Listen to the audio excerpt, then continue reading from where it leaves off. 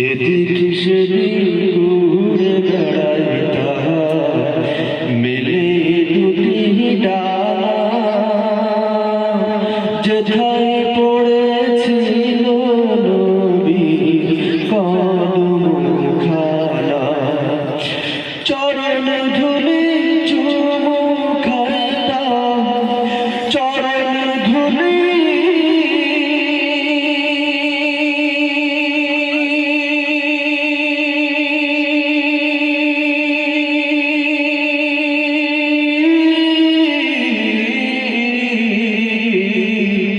চরণ ধুলি চুমু খাইতাম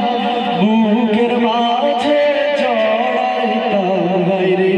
বুকের মাঝে জড়াইতাম